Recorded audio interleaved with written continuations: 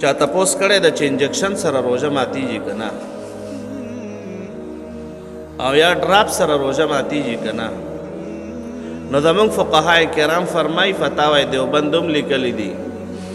چې انجکشن سره به طور تداوی چې یو سړی بیمار ده او هغه انجکشن وای نو دې سره روژه نه ماتیږي یا یو سړی ده هغه ډراپ خېژوي روژه یې نیولې ده خو لیکن ډراپ خېژوي د بیمارۍ د وجې نه نو دې سره هم روژه نه ماتیږي که یو سړی ده بعد ډراپونه داسې دي هغه د غذا په طور باندې استعمالیږي هغه د روټۍ کار ورکوي نو فتوا دا ده چې په هغې سره هم روژه نه ماتیږي خو کراهت لري دغه ډراپ روژه پې نه ماتیږي خو بیا دغه ډراپ کراهت لري لہذا مطلق ډراپ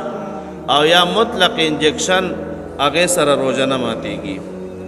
او بل چا دا ویل چې سترګو کې رانجه اچول په دې سره روژه ماتیږي که نه رانجو سره سترګو کې دا روژه نه ماتیږي که څوک سترګو کې دا روژې په حالت کې رانجه اچوي او دوایي اچول څنګه دي نو دا اختلافي مسله ده چې سترګو کې دوایي اچول څنګه دي بعض خلک وي که نه هغوی ته نظر تکلیف وي نه سترګو کې دوایي اچوي نو څوک وایي چې ماتیږي په بعض عالمانو دا وینا ده چې روژه پې ماتیږي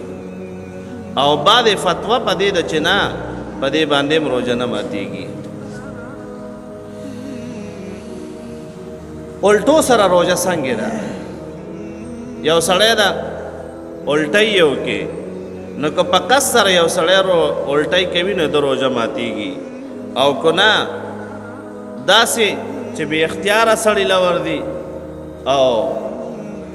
په ډکې خولې باندې نه وي نو بیا د روژه نه ده ماته او قصد باندې چې کم سړی الټۍ ځان له راولي نو ده کې دا امکان شته چې دا الټۍ به دوباره تېرې شي نو په دې سره د روژه ماتیږي او که نه بې اختیاره سړي ته راغی نو هغې باندې نه ماتیږي یو سړی د غسل کوي یا اودس کوي خو یاده ده ورته